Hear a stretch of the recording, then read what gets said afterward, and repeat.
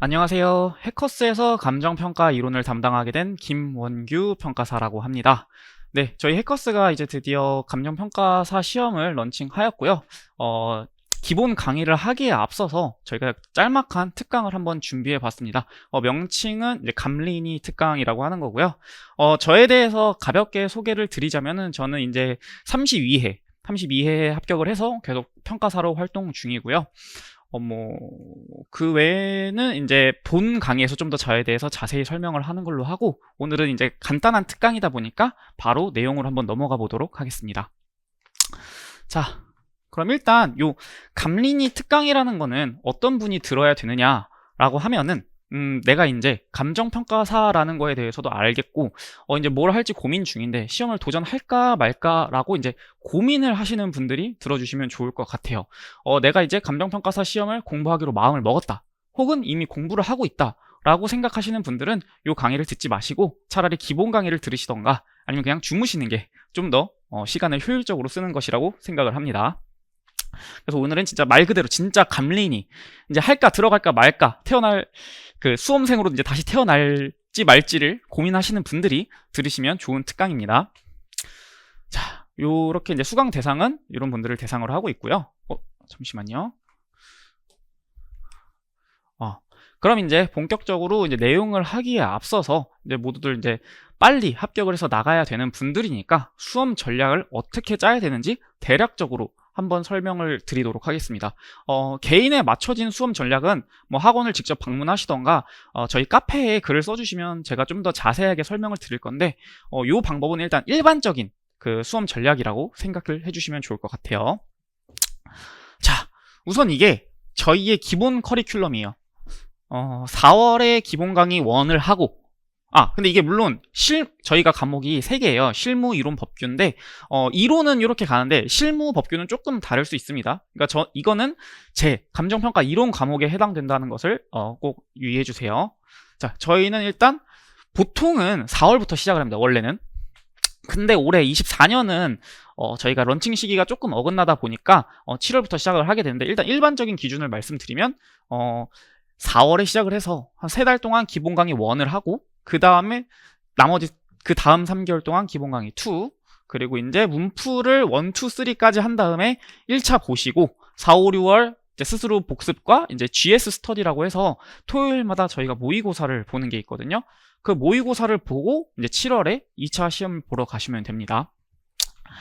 근데 이게 지금 제가 4월에 1차, 7월에 2차로 설명을 드려놨는데, 요게 저희 시험이 그 코로나 시기 이후로 조금씩 시험 시기가 바뀌고 있어요. 그래서 이게 뭐 1차가 다시 3월 혹은 2월로 갈 수도 있고요.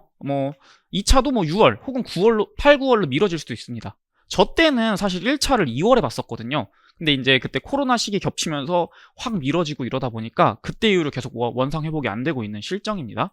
근데 일단 다시 이제 커리큘럼으로 돌아와서, 저희가 아까 말씀드렸다시피 지금 벌써 이제 4, 5, 6월 지났잖아요. 이게 없어요. 그래서 요거를 좀 땡겨서 요때 기본 강의 1을 합니다. 7, 8, 9월. 그리고 이제 10, 11, 12에 기본 강의 2를 하고요. 요 1, 2월에 문풀 1. 요거는 이제 36회 대비입니다. 36회. 37회는 다시 원래대로 돌아갈 거예요. 자, 그리고 3, 4월에 문풀 2. 36회 대비는 이렇게 갈 겁니다. 그래서 문풀 3가 이제 예상 문제집인데, 예상 문제를 풀어주는 시기인데, 요거를 이제 36회 대비는 어쩔 수 없이 생략을 하고 이렇게 가되, 그렇다고 이제 여러분들이 예상 문제를 안 푸시면 굉장히 곤란하실 거 아니에요? 그래서 이거를 토요일마다 보는 모의고사 시간 혹은 요 문풀 1, 2 시간에 제가 좀 더 보충을 해서 문제풀이를 해드리도록 하겠습니다. 그래서 이때는 예년 다른 연도에 비해 조금 더 문풀 1, 2 시간이 조금 길어질 수 있어요. 어떤 분들은 이제 공부 시간이 좀 더 늘어나는 거니까 안 좋아하실 수도 있는데, 강사된 입장에서 여러분들에게 최대한 많은 자료를 줘야 하다 보니까 이렇게 진행을 하게 된 점 양해 부탁드립니다. 그럼 이제 일단 기본 커리큘럼은 이렇게 간다라는 것을 알게 되었는데, 그럼 그 다음 어떻게 해야 되느냐? 그러니까 기본 커리큘럼은 이런데 공부는 순서는 어떻게 되냐? 왜냐면 우리는 3과목이나 있고, 심지어 요거는 2차잖아. 1차도 있는데 그건 어떻게 해야 되느냐? 대해서 한번 간단하게 말씀을 드려볼게요. 일단 조금 알아보셨으면 아시겠지만 저희한테는 감정평가 실무, 감정평가 이론, 감정평가 법규라는 세 과목이 있습니다. 잠깐만요. 이게 필기가 좀 못생기게 돼가지고.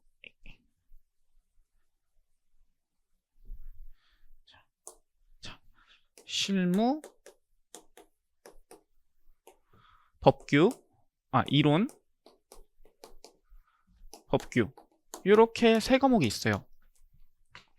일단 1차는 차치하고 2차부터 말씀을 드리면은 제가 이제 이론 담당이다 보니까 이론이 제일 중요해요 라고 말씀을 드리고 싶기는 한데 현실적으로 일단 실무가 가장 중요합니다. 이게 가장 어렵고 가장 시간을 많이 할애해야 되는 과목이에요. 그래서 이제 7월에 시작을 하시게 되면은 요 두 개도 물론 급하시지만 실무를 가장 먼저 하셔야 될 거예요. 그래서 솔직히 말해서 이때는 제 이론은 예습은 뭐 그냥 꿈도 꿀 수 없고 복습만 해도 다행인데 그것도 안 되면은 그냥 강의만 듣고 그냥 그렇구나, 제가 저런 말을 하는구나 정도와 그냥 필기 정도만 해주시면 좋을 것 같아요. 그리고 그 다음에 뭐 이론과 법규 중에 뭐가 더 어렵냐라고 하면 이건 사람마다 갈리는데 일단 모두가 똑같은 의견인 거는 법규가 일단 초반에 외울 게 엄청 많아요. 외울 게. 물론 이론도 외울 게 많긴 한데 법규가 좀 더 많거든요. 특히 초반에. 이제 왜냐면 법학과를 전공하신 분이 아니라면 일단 법학이라는 것 자체가 용어가 생소해요. 그러다 보니까 조금 더 헷갈리는 게 있어요. 뭐 저희 지금 준비하시는 분 중에, 준비를 결심하시는 분들 중에 이제 중개사를 아마 따신 분들도 있을 텐데 그 처음 민법 하실 때 생각해 보면 나중에야 그 민법이 조금 효자 과목이잖아요. 나중에는 뭐 점수도 되게 안정적으로 잘 나오고 좋은 과목인데 처음에는 되게 진입하기가 어려운 학문이잖아요. 기본 강의 양도 되게 많고 용어들도 막 우리가 처음 접해보는 막 신의 성실의 원칙, 뭐 기한과 뭐의 차이 막 이런 거 되게 막 하잖아요. 그래서 법규가 저희 시험도 마찬가지로 처음에 진입 장벽이 좀 높고 외울 게 많다 보니까 실무를 좀 어느 정도 했다 싶을 때 법규를 해야 됩니다. 그리고 안타깝지만 제 과목은 그 다음이에요.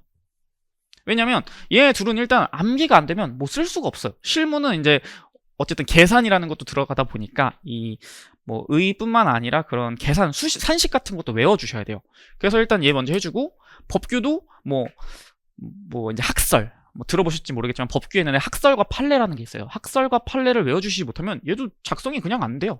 그래서 일단 이 두 개의 암기를 먼저 시작해 주시고 공부 암기를 해주시고 그 다음에 이론을 해주시면 좋습니다. 뭐 이론도 물론 암기를 해주셔야 답안을 작성할 수 있겠지만 감정평가 이론이라는 게 어떻게 보면 이제 부동산학의 좀 세부 학문이다 보니까 여러분들이 읽어보면 대충 다 무슨 말인지 이해가 돼요. 그냥 뭐 부동산은 뭐 움직일 수 없으니까 고정성이라는 특성이 있구나.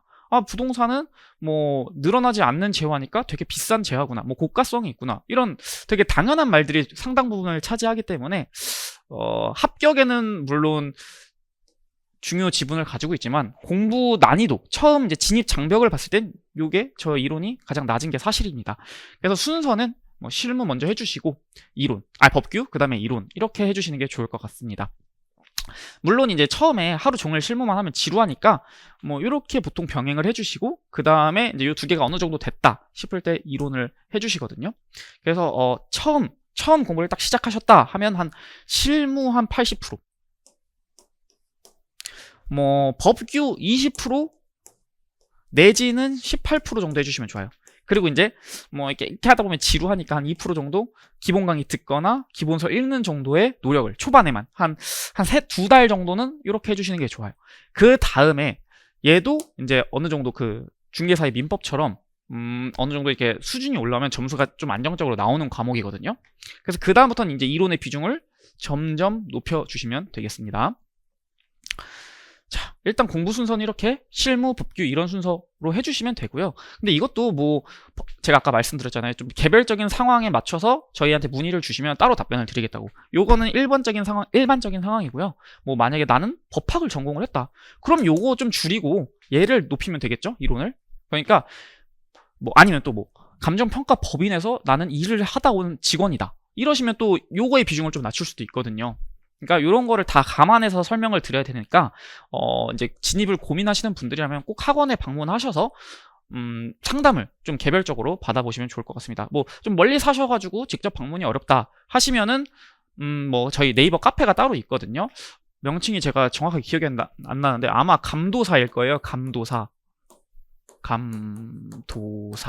그러니까 요 카페에 들어오셔가지고 질문글 남기면 제가 답변을 달아드릴 수도 있고 뭐 학원 관계자 혹은 이제 실무 담당 교수님, 법규 담당 교수님이 답변을 달아주실 겁니다. 그리고 이제 저희의 이제 캠퍼스는 강남에 있으니까 강남 인근에 사시거나 접근하시기 편하신 분들은 강남에 직접 방문하셔가지고 상담을 받아보셔도 좋을 것 같습니다. 자, 일단 공부 순서는 이렇게 말씀을 드렸고요. 그 다음에 이제 그럼 이제 나는 1차를 해야 되는데 어떡하냐? 1차는 그럼 언제부터 하냐? 라고 이제 물어보시는 분들이 있어요. 자, 일단 1차는 베이스가 있는 사람과 없는 사람으로 나눌 수 있습니다.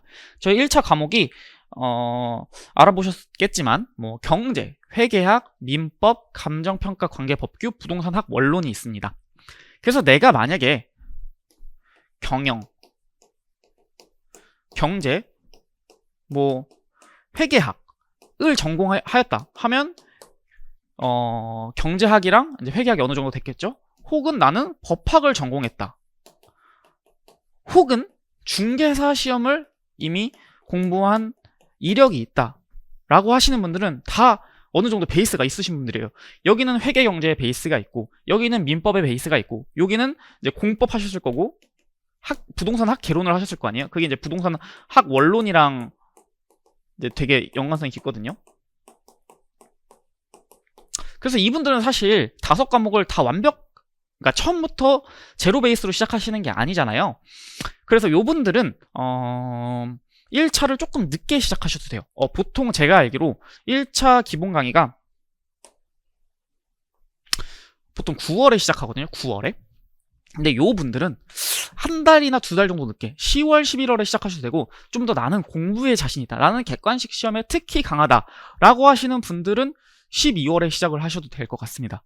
제가 아까 저 때는 2월에 시험을 봤다고 했잖아요. 2월에. 저는 12월에 1차를 준비 시작했어요. 제가 이제 법학을 전공을 했었어가지고 복수 전공이긴 한데 어쨌든 법학을 전공했다 보니까 민법이 좀 양이 많은데 난 그 부분을 어느 정도 커버가 된다 라고 생각을 해서 2차를 12월에 1차를 준비 시작했습니다.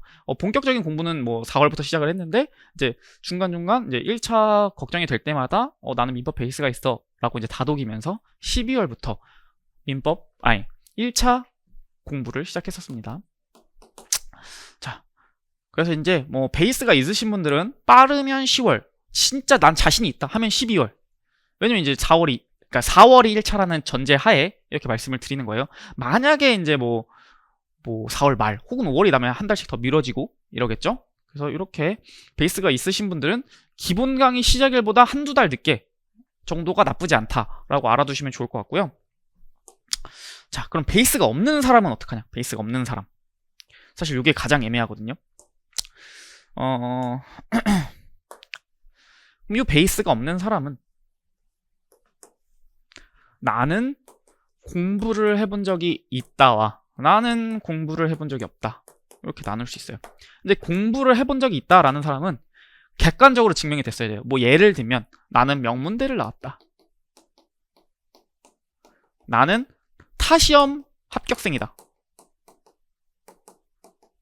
이런 분들은 일단 공부를 어느 정도 했다라는 거잖아요. 공부를 했고 그 공부의 그 정도가 어느 정도 일정 수준에 이르렀다라고 이제 객관적으로 입증이 되신 분들이잖아요. 이런 분들은 나는 보수적으로 접근하고 싶어 하면 마찬가지로 1차 기본 강의가 시작하는 9월에 시작을 하셔도 되고, 아니면은 나는 좀 더 2차를 이게 시작을 2차 먼저 보통 공부를 하시고 1차를 하시거든요. 그래서 나는 2차를 조금 더 끌고 가고 싶어. 어쨌든 중요한 건 2차니까 하시면은 아까 말한 베이스가 있는 사람처럼 10월, 11월 정도에 시작을 하셔도 좋을 것 같아요. 이게 뭐 시험 한 3달 전에 한다 그러면 조금 힘들어요. 이게 그 사이에 슬럼프가 있어서도 안 되거든요. 이 공부 절대량 자체가 좀 많다 보니까 조금 힘들어요. 저도 뭐 아까 베이스가 있음에도 한 2-3달 전에 시작을 했는데 진짜 죽는 줄 알았거든요. 진짜 전 진짜 1차 떨어지는 줄 알았어요. 근데 뭐 어찌어찌 운이 좋아서 붙기는 했는데, 어쨌든 공부에 자신이 있으신 분들이라도 너무 한두 달 전에 하지는 마시고 최소 3달 좀 안정적으로 4-5달 전에 시작을 하시면 좋을 것 같아요. 근데 나는 일단 공부를 하신 전력이 있으신 분들은 그렇게 일단 베이스가 있으신 사람들과 비슷하게 시작을 하시면 되고, 나는 공부를 한 번도 해본 적이 없어. 나는 뭐 고등학교 때도 놀았고, 뭐 예를 들면 전공도 예체능이고, 그래. 그럼 그런 분들은 공부를 못하는 게 아니라 그냥 해본 적이 없는 거예요. 그래서 잘하는지 못하는지를 잘 몰라요. 그래서 이런 분들은 어쨌든 저희가 이제 인생을 건 도박을 하는 거니까 굉장히 보수적으로 접근을 하셔야 돼요. 이런 분들은 그냥 난 자신 있어, 난 잘할 거야, 이런 생각이 들어도 그냥 9월부터 시작을 하세요. 일단 그냥 그 기본 강의 1부터, 뭐 과목마다 명칭은 어쨌든 다르겠지만 그냥 기본 강의 1부터 그냥 들으신다라고 생각을 하시면 좋겠습니다. 지금 인생을 건 도박을 하시는데 그냥 내 마음가짐이 그래, 그런 심정적인 요인 하나로 좀 더 확률이 낮은데 거는 거는 조금 제가 생각했을 땐 되게 안 좋다고 생각하거든요. 그리고 이게 제가 1차 얘기를 조금 길게 하는 이유가, 저랑 같이 공부를 시작하신 분들 중에서 1차를 3년 연속 떨어지신 분들이 있어요. 아니면 뭐 한 2번 연속 떨어지고 그냥 뭐 공부를 포기하신 분들도 있고요. 제가 그런 걸 몇 번 보다 보니까 1차에 너무 1차를 좀 안일하게 생각하시는 분들한테 좀 어떻게 보면 경고의 말씀을 드리고 싶다라는 생각이 들어가지고 조금 1차에 대해서 얘기를 조금 길게 했고요. 어쨌든 다시 정리를 하자면, 베이스가 있는 사람은 뭐 해커스든 뭐 타 학원이든 1차 기본 강의가 시작했을 때 말고, 그 기본 강의 시작하고 뭐 빠르면 1-2달 뒤에, 늦으면 2-3달 뒤에 1차 공부를 시작하시면 좋을 것 같고요. 베이스가 없으시고 공부를 한 번도 해본 적이 없다라고 하시는 분들은 그냥 학원의 커리큘럼을 그대로 따라가시는 게 가장 좋다라고 저는 말씀을 드리고 싶어요.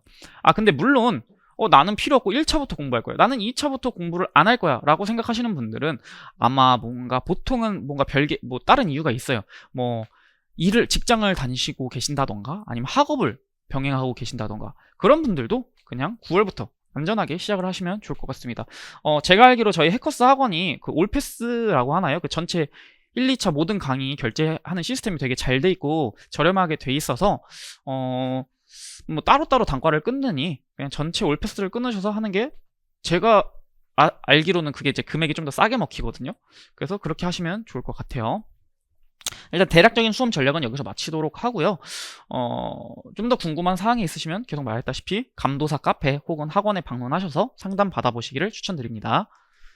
자, 그럼 이제 무슨 과목부터 해야 되고 1, 2차는 어떻게 비중을 가져가야 되는지, 언제부터 시작을 해야 되는지 알겠다. 그렇다면 이제 감정평가 이론 과목의 출제 범위는 어떻게 되느냐에 대해서 한번 보도록 할게요.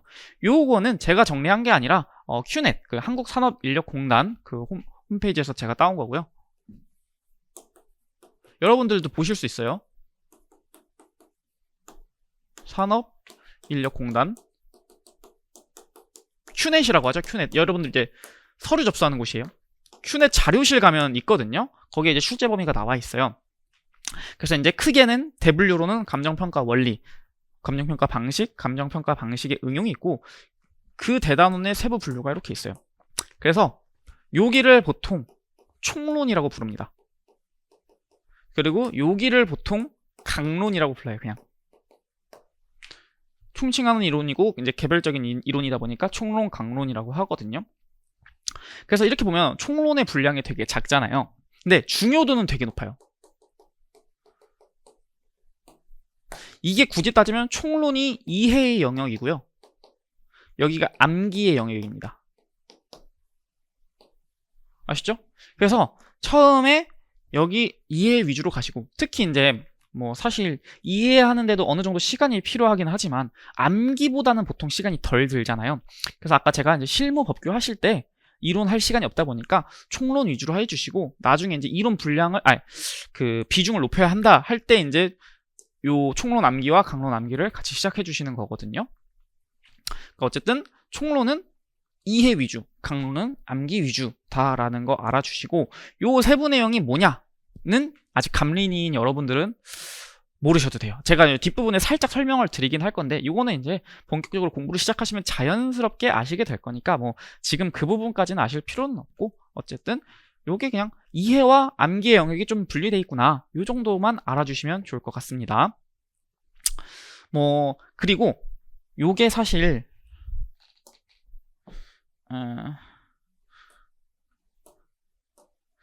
보면, 그럼 요게 어느 책에 써있냐 라고 보면, 이게 교수님들이 쓰신 책과, 그리고 이제 저희도 논문들이 계속 나오거든요. 논문,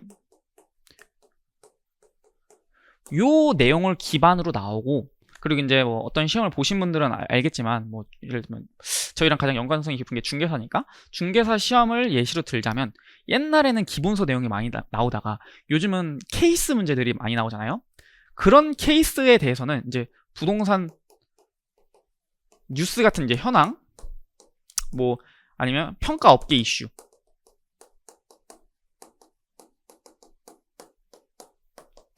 요런 것들이 이제 좀 요 기본 교수저와 논문들의 내용과 결합이 돼서 나오거든요. 그래서 요거는 당연히 이제 제 기본서, 강사님들의 기본서를 보시면 되고, 이제 논문 같은 경우에는 이미 기본서에 녹아져 있기도 하고, 새로 나오는 것들은 특히 다른 분들은 모르겠지만 저는 일단 매번 다 이제 정리를, 요약을 해서 여러분들이 보시기 쉽게 요약을 해서 드릴 거고요. 요거는 이것도 물론 이제 제가 이제 문제풀이 과정에서 계속 드리기도 할 거고, 요약, 좀 중요하다 싶으면 요약을 해서 드리기도 할 건데, 이거는 사실 여러분들이 전업수험생이라고 해서 하루 종일 공부만 하시지는 않을 거 아니에요? 이제 그냥 노실 때도 있을 거고, 화장실 가실 때도 폰 잠깐 보시잖아요. 그럼 폰 보실 때 일단 이상한 유머글만 보시지 마시고, 한 번씩은 가서 이제 네이버 보시면 네이버 부동산 뉴스 칸이 있어요. 그냥 부동산 뉴스 켜가지고, 다 보라는 것도 아니에요. 그냥 여러분들이 보기에, 뭔가 재밌어 보이는 제목인데, 하는 것들 한두 개씩만 하루에 한 번씩 읽어주시면, 그 자체로 이제 또 케이스 문제 스터디에 되게 도움이 되거든요. 그러니까 그런 시간을 조금 가져주셨으면 해요. 그리고 이거는 이제 아직 계획뿐인데, 제가 이제 매번 종이로 나눠드리긴 애매하니까, 그리고 혹은 여러분들이 맨날 뉴스 들어가서 보라고 하기도 애매하니까, 제가 따로 블로그나 카페보다 이제 블로그를 개설할 거예요. 블로그 개설해가지고 거기에 이제 부동산 현황 혹은 평가업계의 그런 이슈들을 좀 짤막하게 요약을 해서 여러분들이 보시기 편하게 제가 정리를 해드릴 거거든요. 그러니까 제가 이제 기본 강의 들어오시면 제가 따로, 아마 기본 강의 들어오실 때쯤이면은 제가 이제 블로그를 개설을 해놨을 거예요. 그 블로그 이제 주소 알려드릴 테니까 그거 오셔서 그냥 정리된 거 한 번씩 보시고, 이 강사는 이런 내용을 중요하다고 보고 있구나, 요 내용들이 요즘 사회 이슈구나, 잘 정리해놨네, 요런 정도, 그냥 신문 혹은 만화책 읽듯이 한 번씩 보시고 넘겨주시면 좋을 것 같아요. 그거를 딸딸 외우거나 그러실 필요는 없습니다. 요거는. 자, 그래서 다시 정리를 하면, 공식적인 출제 범위는 요건데, 요 내용들이 어디에 있느냐? 교수저 책, 논문, 그리고 이제 뉴스들 이런 데 있습니다. 그리고 이런 것들은 제가 다 정리를 해드릴 거니까, 요 부분은 사실 여러분들이 크게 신경 쓰실 사항이 아니에요. 제가 신경 쓸 사항인데, 어쨌든 이제 시험에 들어오시는 분들은 다 궁금하시니까 제가 이렇게 범위가 있다 정도만 말씀을 드려봤습니다. 자, 그러면은 이제 감정평가 이론인데, 제가 담당하는 과목이 감정평가 이론인데, 감정평가 이론이라는 게 과연 뭐냐 이제 궁금하실 거잖아요, 여러분들은. 그래서 요거에 대해 제가 이제 간략하게 설명을 한번 드려보겠습니다. 자, 일단 첫 번째로, 감정평가 이론은 경제학의 파생학문이다 라고 써놨는데, 좀 더 자세하게 말씀을 드리면, 경제학에서 부동산학이 있는 거고요, 세부학문 혹은 파생학문으로 부동산학이 있는 거고, 그 안에 다시 감정평가론이 있는 겁니다. 혹은 감정평가학이라고 하겠죠. 이론, 뭐라고 하든 어쨌든 감정평가가 있습니다. 그래서 우리는 이제 우리의 시험 범위가 여기란 말이에요. 근데 일단 부동산학의 파생학문이다 보니까 이거를 하려면 어쩔 수 없이 부동산학을 배워야 되고, 이 부동산학을 하려면 어쨌든 경제 관련 이슈 혹은 내용을 조금은 알아야 돼요. 그래서 저희가 1차 과목에 경제학이 있죠. 1차에 또 부동산학 원론도 있고, 그래서 이제 그런 걸 토대로 이제 감정평가의 세부 문제들을 풀어보시면 되는 거예요.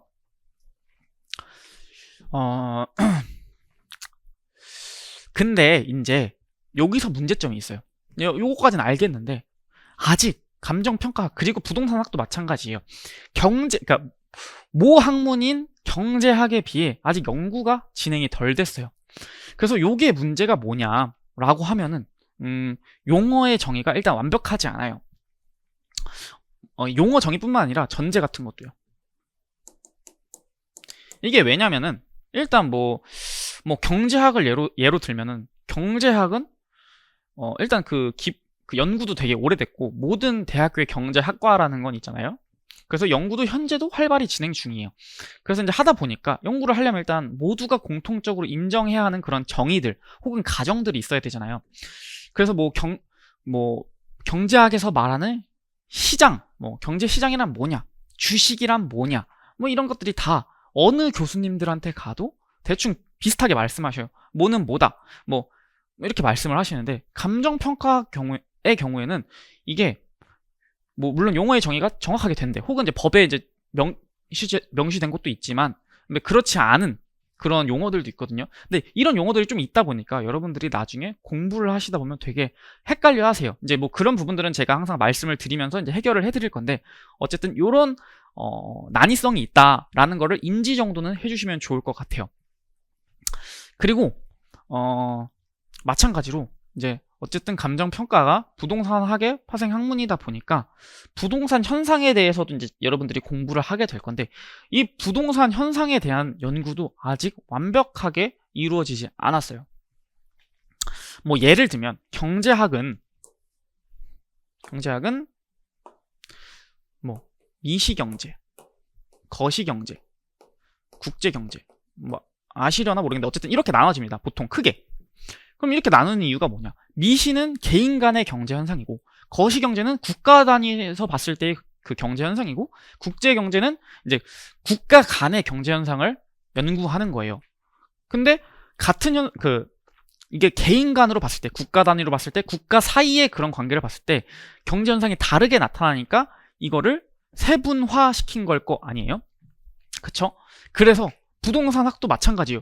일반 재화와는 뭔가 다르니까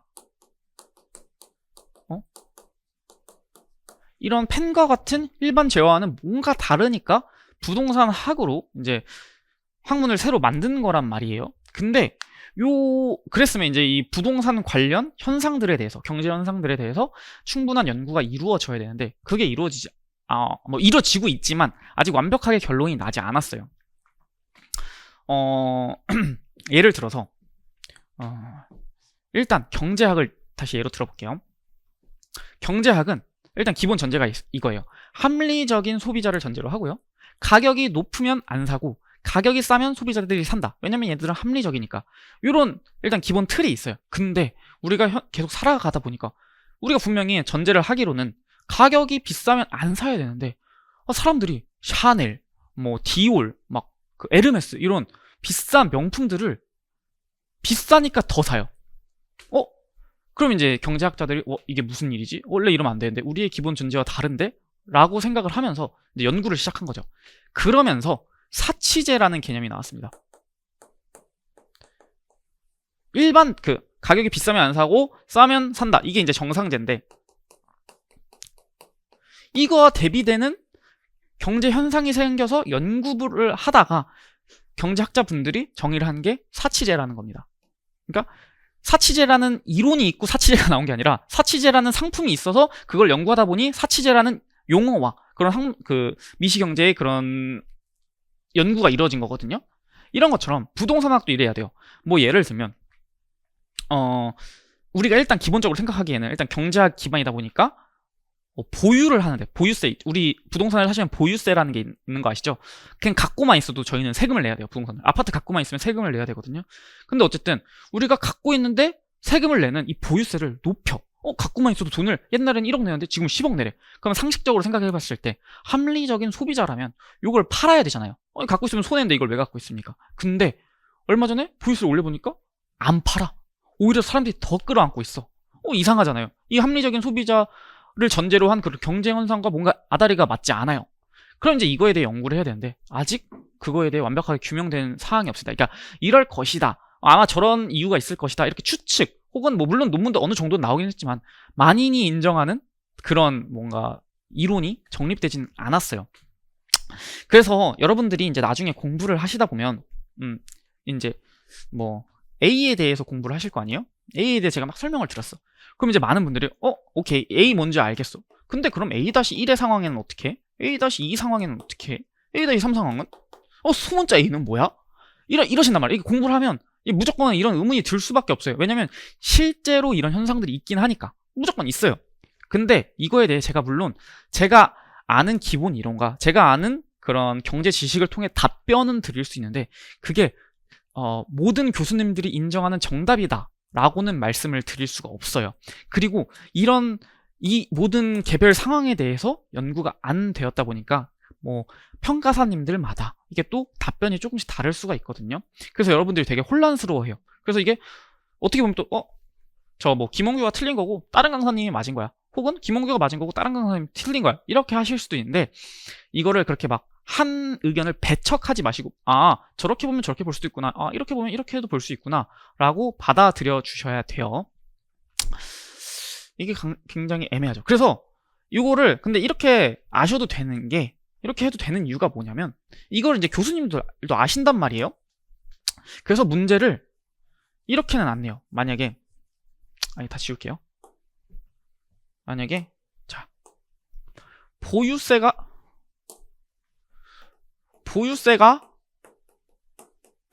높였다. 어떻게 될까?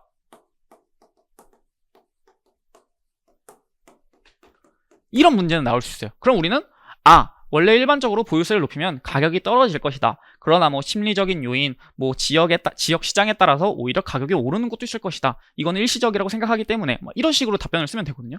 근데 이걸 발견으로 보유세를 높였는데 가격이 오히려 올랐다.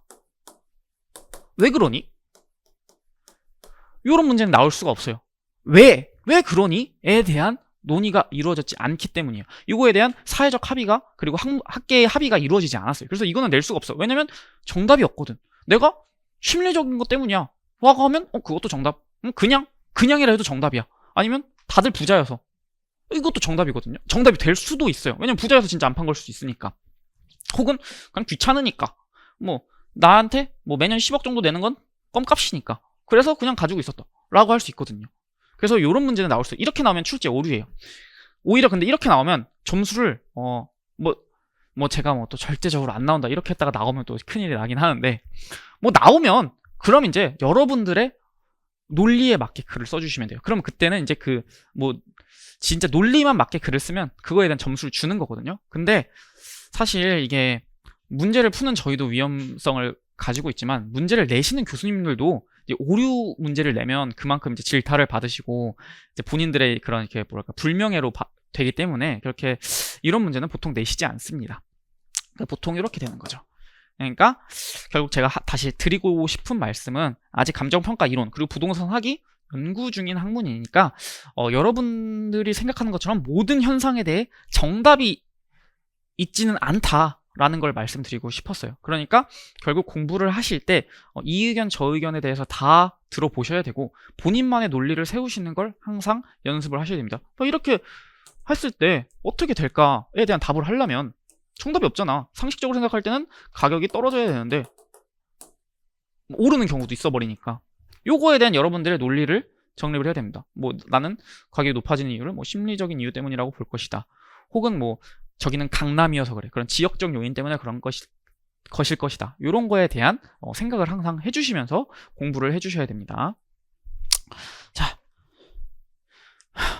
그 다음에 이제 감정평가란 무엇이냐에 대해서 본격적으로 감정평가 이론의 내용에 대해 이제 다뤄볼 건데, 그거는 이제 저희가 지금 30분 좀 넘게 강의를 진행했으니까 한 10분 정도 쉬시고 그 다음 강의 시작하도록 하겠습니다. 네.